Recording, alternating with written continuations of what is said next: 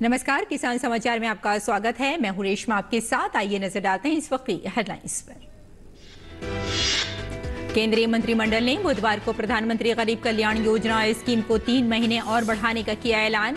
योजना के विस्तार के कैबिनेट के फैसले पर पीएम मोदी ने जताई खुशी। कहा, त्योहार के मौसम में करोड़ों लोगों को मिलेगा लाभ। स्कीम के तहत देश की 80 करोड़ जनता को दिया जाता है मुफ्त राशन। केंद्रीय मंत्रिमंडल ने भारत और बांग्लादेश की साझी सीमा से होकर गुजरने वाली कुशियारा नदी से प्रत्येक पक्ष द्वारा 153 क्यूसेक तक पानी निकाल सकने से संबंधित समझौता ज्ञापन को दी मंजूरी। दोनों देश अपनी अपनी खपत योग्य जल संबंधी आवश्यकता कर सकेंगे पूरी।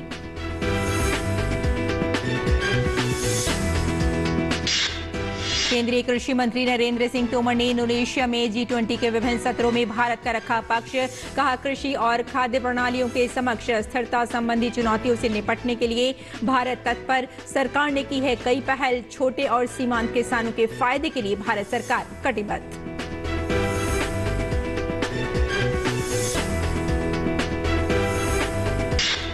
भारतीय उर्वरक कंपनियों ने वैश्विक स्तर पर सबसे बड़े पोटाश आपूर्तिकर्ताओं में से एक कैनपोटेक्स कनाडा के साथ किया समझौता। रसायन एवं उर्वरक मंत्री डॉक्टर मंडाविया ने कहा, समझौता ज्ञापन आपूर्ति और मूल्य अस्थिरता दोनों को करेगा कम।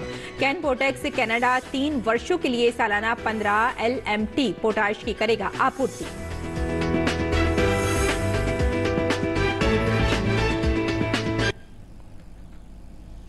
और आइए अब समाचारों पर विस्तार से नजर डालते हैं।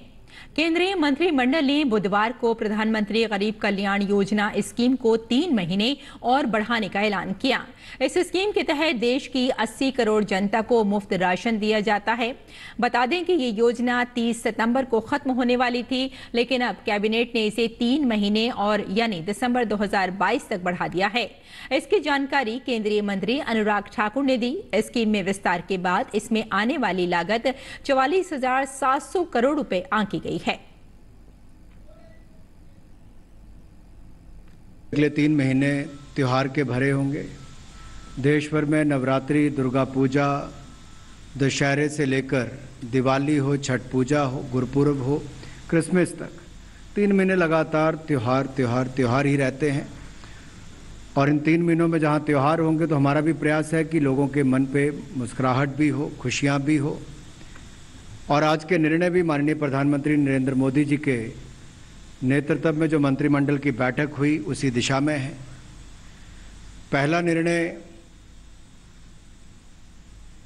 मंत्रिमंडल ने प्रधानमंत्री जी की अध्यक्षता में प्रधानमंत्री गरीब कल्याण अन्न योजना को अगले 3 महीने के लिए मंजूरी दी है, उसके विस्तार के लिए मंजूरी दी है।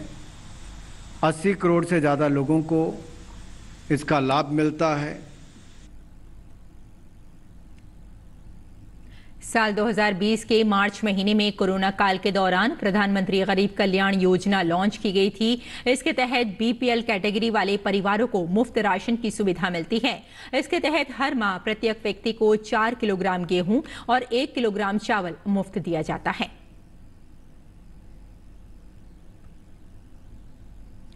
प्रधानमंत्री गरीब कल्याण अन्न योजना को अब केंद्र सरकार ने 3 महीने के लिए और बढ़ा दिया है। इस योजना की शुरुआत कोरोना काल में हुई थी ताकि लोगों को इस योजना का लाभ मिल सके। केंद्र सरकार द्वारा योजना की अवधि को 3 महीने और बढ़ाए जाने से मध्य प्रदेश के नरसिंहपुर के लोगों में खुशी का माहौल है। केंद्र सरकार द्वारा जो गरीब कल्याण योजना के तहत राशन वितरण हुआ था उसका लाभ हम लोग को मिला है।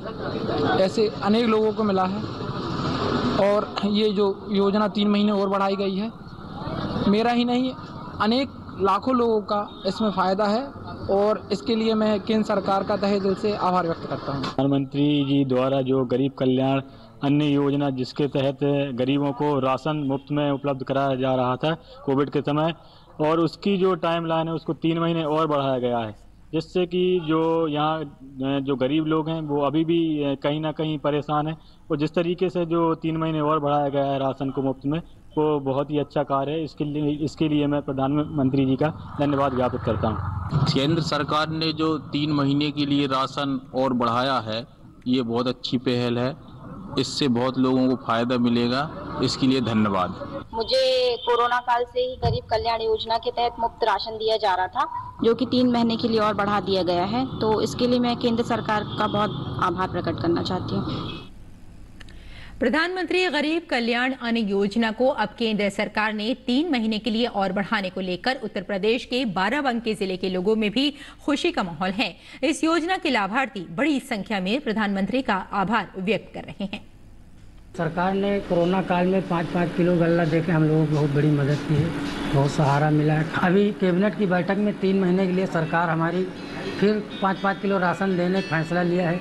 इससे हम लोग गरीब लोग काफ़ी प्रसन्न हैं और सरकार के आभारी हैं। केंद्र सरकार ने राशन 5 यूनिट, हर यूनिट पे 5-5 किलो राशन दिया है, जिससे हम लोग को बहुत लाभ हुआ है। इससे हम सरकार का धन्यवाद अदा करते हैं। अब केंद्र सरकार ने 3 महीने के लिए राशन की सुविधाएं और लागू कर दी है, जिससे बहुत से लोगों को खुशी महसूस हुई है और हम केंद्र सरकार का तहे दिल से शुक्रिया अदा करते हैं। कोरोना काल में काफ़ी दिक्कतें आई थी, तो मोदी जी ने जो योजना चलाई गरीब कल्याण योजना, जिसके तहत हमको फ्री 5 किलो यूनिट राशन मिला, इसके लिए मैं मोदी जी का बहुत आभार प्रकट करता हूँ। पूरी कैबिनेट की बैठक हुई है, इसमें 3 महीने राशन बढ़ा दिए गए, इससे मैं बहुत बहुत आभार प्रकट करता हूँ। जो केंद्र सरकार ने गरीब कल्याण योजना के तहत जो कोरोना काल में भोजन वो राशन जो मुफ्त दिया है, उससे हम लोगों को बहुत राहत मिली है। और आज जो कैबिनेट बैठक में 3 महीने का राशन बढ़ाया गया है, इससे लिए केंद्र सरकार को बहुत बहुत धन्यवाद देते हैं। प्रधानमंत्री नरेंद्र मोदी की अध्यक्षता में केंद्रीय मंत्रिमंडल ने भारत और बांग्लादेश के बीच उस समझौता ज्ञापन को कार्यतर मंजूरी दे दी है, जिसके तहत भारत और बांग्लादेश की साझी सीमा से होकर गुजरने वाली कुशियारा नदी से प्रत्येक पक्ष 153 क्यूसेक तक पानी निकाल सकेगा। भारत के जल शक्ति मंत्रालय और बांग्लादेश के जल संसाधन मंत्रालय ने 6 सितंबर 2022 को समझौता ज्ञापन पर हस्ताक्षर किए थे, जिसके तहत सूखे मौसम के दौरान साझी सीमा से होकर गुजरने वाली कुशियारा नदी से दोनों देश 153 क्यूसेक तक पानी निकाल सकेंगे, ताकि दोनों देश अपनी अपनी खपत योग्य जल संबंधी आवश्यकता पूरी कर सकें। इस समझौता ज्ञापन से असम सूखे मौसम 1 नवंबर से 31 मई तक के दौरान अपनी खपत योग्य आवश्यकता पूरी करने के लिए कुशियारा नदी के साझा विस्तार से 153 क्यूसेक तक का पानी निकाल सकेगा। सूखे मौसम के दौरान दोनों देश अपनी अपनी तरफ से जल निकासी की निगरानी करने के लिए एक संयुक्त निगरानी दल का गठन करेंगे। केंद्रीय कृषि मंत्री नरेंद्र सिंह तोमर बाली इंडोनेशिया में G20 की बैठक में विभिन्न सत्रों में भारत का पक्ष रखते हुए कहा कि प्रधानमंत्री नरेंद्र मोदी के नेतृत्व में भारत सरकार कृषि और खाद्य प्रणालियों के समक्ष स्थिरता संबंधी चुनौतियों से निपटने के लिए तत्पर है और इसके समाधान के लिए अनेक महत्वपूर्ण पहल की गई हैं। उन्होंने कहा कि छोटे और सीमांत किसानों के फायदे के लिए भारत सरकार कटिबद्ध है और उनके कल्याण के लिए अनेक बड़ी योजनाएं चलाई जा रही हैं। G20 की बैठक में अनुकूल और सतत कृषि एवं खाद्य प्रणालियों का निर्माण विषय पर तोमर ने कहा कि भारत किसानों को आदान प्रौद्योगिकी व बाजारों तक उनकी पहुंच में सुधार करके वर्तमान और भावी संकटों के प्रति सक्षम बनाने के लिए कटिबद्ध है। भारत अपने किसानों की आर्थिक अनुकूलता बढ़ाने के लिए छोटे व सीमांत किसानों को समूहों में एकजुट कृषि अवसंरचना में निवेश व दुनिया में बड़ा फसल बीमा कार्यक्रम शुरू करने, कृषि स्टार्टअप को बढ़ावा देने और कृषि के डिजिटलीकरण को सुविधाजनक बनाने जैसी विभिन्न गतिविधियां संचालित कर रहा है। भारत ने जलवायु अनुकूल कृषि परियोजना में राष्ट्रीय स्तर पर नवाचार शुरू किया है, जिसका उद्देश्य जलवायु स्मार्ट कृषि पद्धतियों के क्रियान्वयन और विभिन्न फसलों की जलवायु अनुकूल किस्मों के विकास के माध्यम से किसानों को लाभ पहुंचाना है। तोमर ने कहा कि विषम जलवायु परिस्थितियों के प्रति मिलेट की सहन क्षमता के साथ साथ उनके पोषण संबंधी लाभों को देखते हुए भारत मिलेट की खेती को बढ़ावा दे रहा है। मिलेट के इन गुणों को मान्यता देते हुए संयुक्त राष्ट्र ने भारत के प्रस्ताव पर वर्ष 2023 को अंतर्राष्ट्रीय पोषक अनाज वर्ष घोषित किया है। उन्होंने खाद्य विविधता प्रदान करने व कम संसाधनों में उगाए जा सकने वाले मिलेट की खपत को बढ़ावा देने की पहल के लिए सभी के समर्थन और सक्रिय भागीदारी का अनुरोध किया। तोमर ने कहा कि अपने प्राकृतिक संसाधनों के संरक्षण के लिए भारत बड़े पैमाने पर जैविक और प्राकृतिक कृषि पद्धतियों को बढ़ावा दे रहा है। आने वाली चुनौतियों को देखते हुए ये जरूरी है कि कृषि उत्पादन निरंतर रूप से बढ़ाने, खाद्य नुकसान कम करने, वैश्विक खाद्य आपूर्ति श्रृंखला मजबूत करने के लिए सभी मिलजुल कर काम करें, ताकि हमारे छोटे और सीमांत किसानों को पर्याप्त आय सुनिश्चित की जा सके। और भारत की उर्वरक कंपनियों कोरोमंडल इंटरनेशनल, चंपल फर्टिलाइजर्स और इंडियन पोटाश लिमिटेड ने 27 सितंबर 2022 को कैनपोटेक्स कनाडा के साथ एक समझौता ज्ञापन पर हस्ताक्षर किए। ये कृषक समुदाय के लिए दीर्घकालिक उर्वरक उपलब्धता सुनिश्चित करने की दिशा में एक महत्वपूर्ण कदम है। समझौता ज्ञापन केंद्रीय रसायन और उर्वरक मंत्री डॉक्टर मनसुख मंडाविया को प्रस्तुत किया गया था।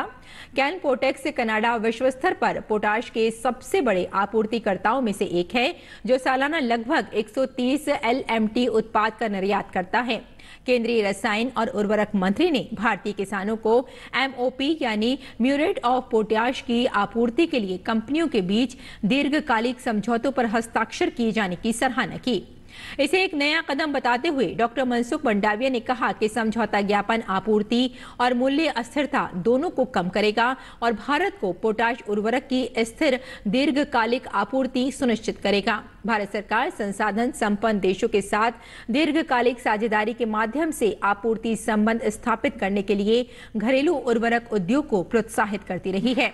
कच्चे माल और उर्वरक खनिजों के आयात पर भारत की अत्यधिक निर्भरता को देखते हुए ये साझेदारी समय के साथ उर्वरकों और कच्चे माल की सुरक्षित उपलब्धता प्रदान करती है और अस्थिर बाजार स्थितियों में मूल्य स्थिरता भी प्रदान करती है। उन्होंने कहा कि MOU के हिस्से के रूप में कैनपोटेक्स कनाडा भारतीय उर्वरक कंपनियों को 3 साल की अवधि के लिए सालाना 15 LMT पोटाश की आपूर्ति करेगा। इस आपूर्ति साझेदारी से देश के भीतर उर्वरक उपलब्धता में सुधार और आपूर्ति पक्ष और मूल्य कमजोरियों को कम करने की उम्मीद है। डॉक्टर मंडाविया ने कहा कि भारत सरकार रूस, इजराइल और अन्य जैसे देशों के साथ पोटाश और अन्य उर्वरकों के लिए दीर्घकालिक समझौता ज्ञापन की दिशा में काम कर रही है।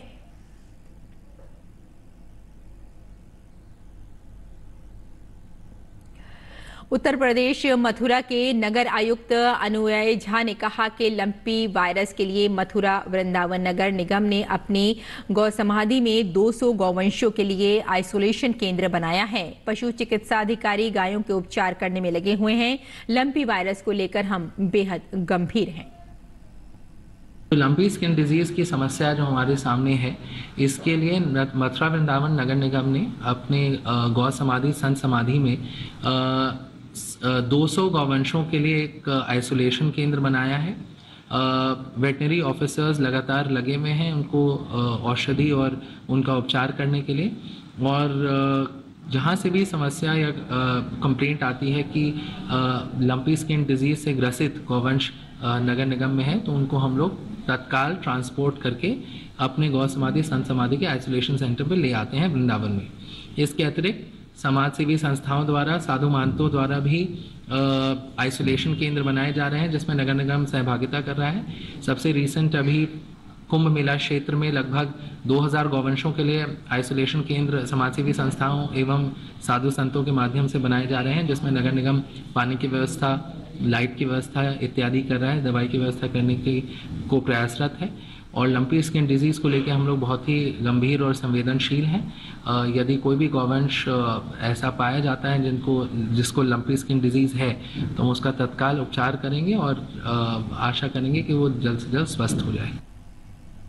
देश में मौसम के मिजाज बदल रहा है। दक्षिण पश्चिम मानसून अधिकतर राज्यों में शानदार प्रदर्शन के बाद लौट रहा है और वर्षा ऋतु की विदाई और शीतकाल के आगाज का संकेत दे रहा है। आज के मौसम की बात की जाए तो यूपी, बिहार, झारखंड, उत्तराखंड समेत कुछ राज्यों में हल्की वर्षा हो सकती है। उधर पश्चिमी विक्षोभ के कारण उत्तर भारत के पहाड़ों पर बर्फबारी के साथ हल्की वर्षा भी हो सकती है। और आइए बात करते हैं मंडी भाव की और जानते हैं कि देश भर की मंडियों में क्या रहा भाव।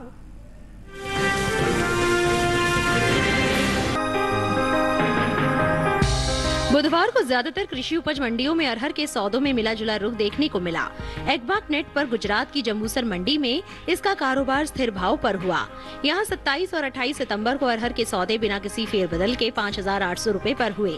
राज्य की ही राजकोट मंडी में 27 सितंबर को अरहर का भाव 6,250 रुपए रहा, जो कि 28 सितंबर को 325 रुपए की बढ़त के बाद 6,575 रुपए हो गया।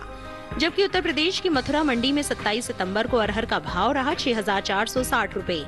28 सितंबर को इसमें 70 रुपए की तेजी आई और भाव 6,530 रुपए पर जा पहुंचा।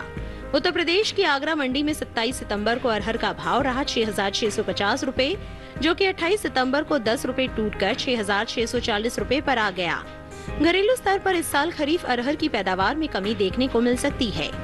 बीते साल के मुकाबले इस बार अरहर की उपज में 5,40,000 टन की कमी हो सकती है।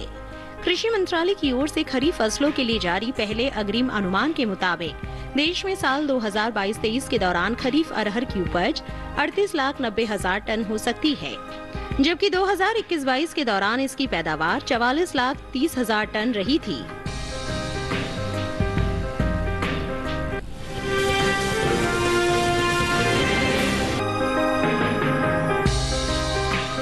कृषि उपज मंडियों में बुधवार को बाजरे का भाव कुल मिलाकर मिला जुला रहा।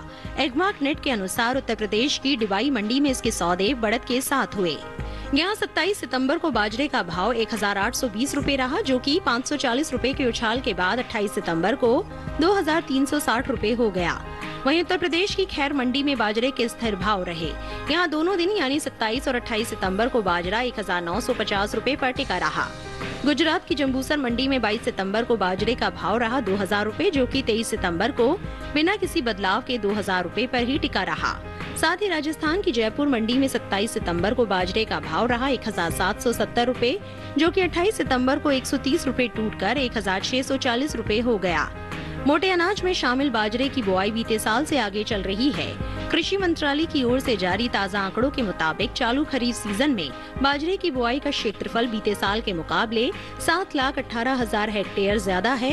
साल 2022 के दौरान खरीफ बाजरे की बुआई 70,44,000 हेक्टेयर में हो चुकी है, जबकि पिछले साल इस दौरान ये आंकड़ा 63,26,000 हेक्टेयर था। घरेलू स्तर पर इस साल खरीफ बाजरे की पैदावार में बढ़त का अनुमान है। कृषि मंत्रालय की ओर से 21 सितंबर को खरीफ फसलों के लिए जारी पहले अग्रिम अनुमान के मुताबिक देश में खरीफ बाजरे की पैदावार 97,50,000 टन हो सकती है, जबकि साल 2021-22 के इस दौरान इसकी उपज 93,50,000 टन रही थी।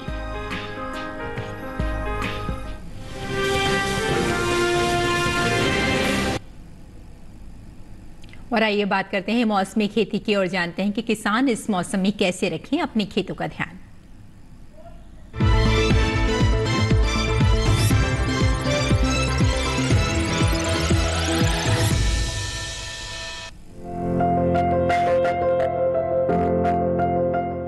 असम के पहाड़ी इलाकों और मध्य ब्रह्मपुत्र घाटी में रबी मक्का की बुआई जारी रखें। असम के ब्रह्मपुत्र घाटी में बैंगन की बुआई भी की जा सकती है। वहीं उत्तरी ब्रह्मपुत्र घाटी में ब्रोकली और फूल गोभी की बुआई इस समय कर सकते हैं। मेघालय के निचले इलाकों में किसान इस समय साली धान, फ्रेंच बीन, लोबिया, अदरक, हल्दी, बैंगन और मिर्च की बुआई कर सकते हैं। इसके अलावा यहाँ मूली, गाजर और शलजम जैसी जड़ वाली सब्जियां भी बोई जा सकती हैं। मणिपुर में अदरक की फसल तैयार हो रही है, इसकी समय पर खुदाई कर ले। मिजोरम के किसान सोयाबीन के खेतों में जल निकासी का उचित प्रबंध करें। नागालैंड में साफ मौसम होने पर तिल की कटाई कर ले। हिमाचल प्रदेश के उत्तरी पहाड़ी शीतोष्ण शुष्क इलाकों में जौ की पकी फसल की कटाई जारी रखें। हिमाचल प्रदेश में मटर की बुआई भी की जा सकती है। यहाँ के उपोष्ण कटिबंधीय आर्द्र इलाकों में फूल गोभी, पत्ता गोभी, ब्रोकली, गाजर, मूली, चुकंदर और शलजम की बुआई भी कर सकते हैं। जम्मू और कश्मीर के उपोष्ण कटिबंधीय हिस्सों में सरसों की बुआई जारी रखें। यहाँ घाटी के समशीतोष्ण इलाकों में धान, मक्का, बाजरा और चारा फसलों की कटाई करते रहे। उत्तराखंड के भाबर और तराई इलाकों में आलू की बुआई के लिए खेत तैयार कर ले। उत्तराखंड के मैदानी और तराई वाले इलाकों में पत्ता गोभी और ब्रोकली की बुआई जारी रखें। वहीं उत्तराखंड के मध्यवर्ती, उत्तरी और घाटी वाले इलाकों में धान की पकी फसलों की कटाई कर ले। यहाँ पालक, मूली, धनिया और राई की बुआई की जा सकती है। दिल्ली में मिर्च, बैंगन, टमाटर, फूल गोभी, सरसों, मटर और गाजर की बुआई कर ले। झारखंड के पश्चिमी पठारी हिस्सों में पकी मूंग की कटाई कर ले। उप हिमालय पश्चिम बंगाल के तराई वाले हिस्सों में 3 या 4 सप्ताह पहले बोई बैंगन की फसल की देखभाल करते रहे। गांगे पश्चिम बंगाल के तटीय इलाकों में पान के बागानों से जल निकासी की व्यवस्था कर ले।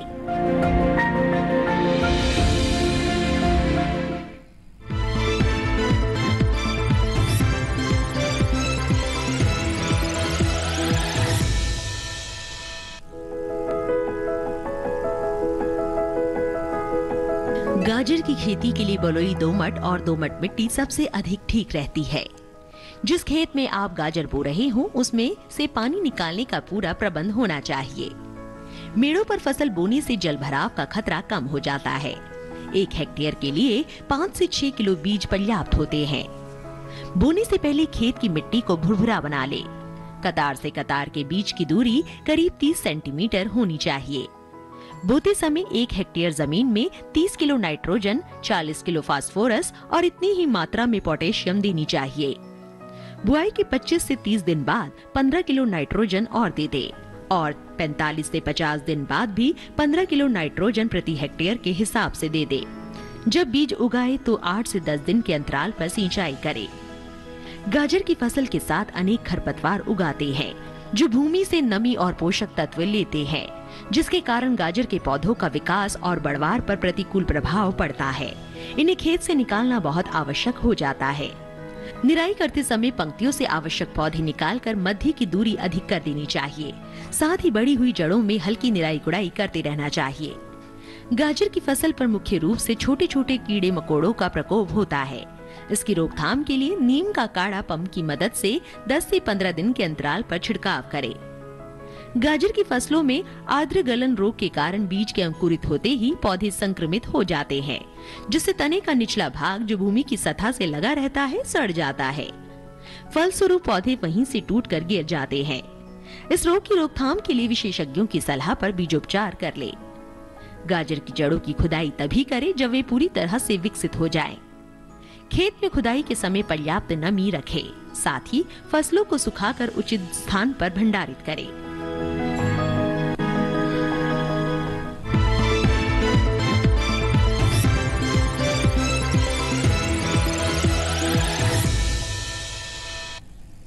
और खेती किसानी के साथ साथ आइए नजर डाल लेते हैं कुछ और महत्वपूर्ण खबरों पर। खास खबर में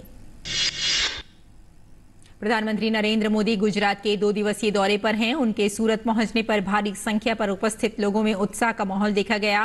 मौजूद भीड़ में कई लोग भारतीय पारंपरिक परिधान में नजर आ रहे थे, तो कई ऐसे भी छोटे छोटे समूह थे जो कि भारतीय नृत्य की सुंदर प्रस्तुति दे रहे थे। प्रधानमंत्री नरेंद्र मोदी ने गुजरात दौरे के पहले दिन सूरत में 3,400 करोड़ रुपए से अधिक की विभिन्न परियोजनाओं का शिलान्यास और लोकार्पण किया।